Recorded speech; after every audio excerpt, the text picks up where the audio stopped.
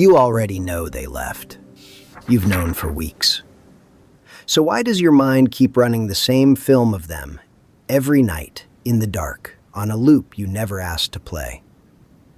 Here's the part nobody tells you. You're not broken. Your brain is doing exactly what it was built to do, and by the end of this, you'll know how to switch the projector off. Stay with me. This next part is the way out. Because the thing keeping you awake isn't really them. It's the story.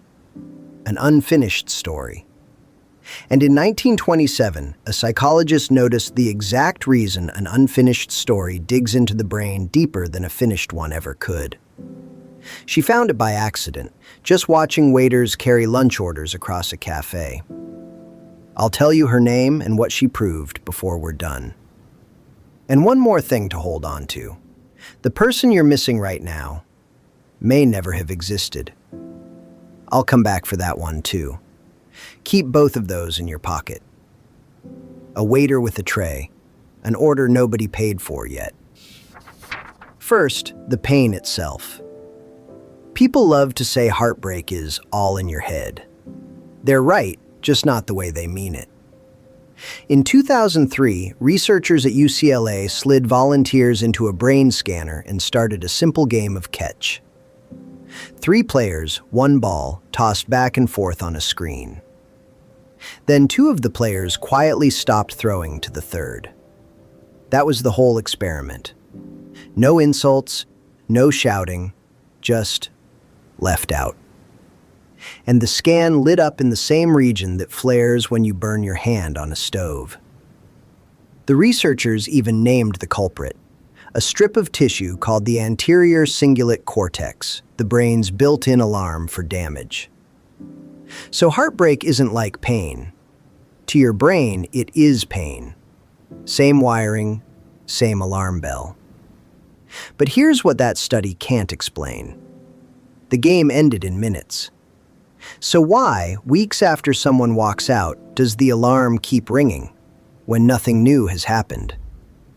Hold that question. Because if the ache is real pain, real wiring, then a strange idea follows. What if you could treat it like pain? There's a bottle sitting in most bathroom cabinets that a team of scientists tested on exactly this. Not a therapist, not a journal, a pill. And what they found is the kind of thing that makes you a little uneasy about how the mind works at all.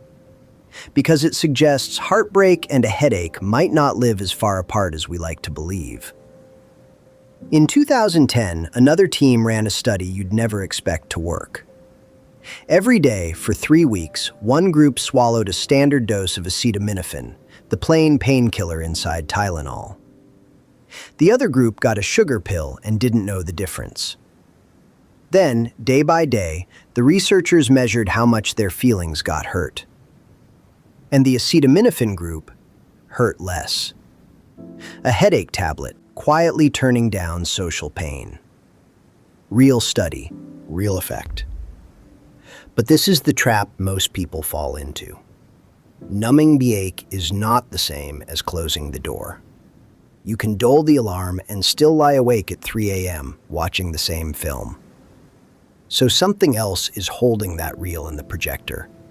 Something no pill can reach. Let me tell you about the projectionist. In an old cinema, at the edge of a quiet town, a man ran the same film every night. The seats were empty. All of them but one. Row 7, seat 12. Someone used to sit there. She was gone now. No note, no last scene. But the projectionist could not bring himself to end the reel. So each night, he threaded the film through the machine. He dimmed the lights for no one, and he watched the beam fall on an empty chair. The story never changed. She never came back. The years passed in that flickering dark, and he grew old guarding a picture that had already ended. Because no one had ever told him he was allowed to stop.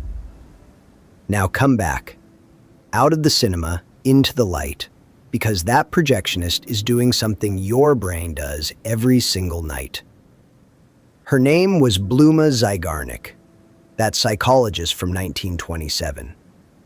She noticed that waiters could hold a complicated order in their heads perfectly, right up until the bill was paid. The second the check cleared, the whole order vanished from memory. Finished business erased. Unfinished business held. So she tested it. She gave people small tasks, then interrupted half of them before they could finish. Later, she asked what they remembered. The unfinished tasks came back about twice as well.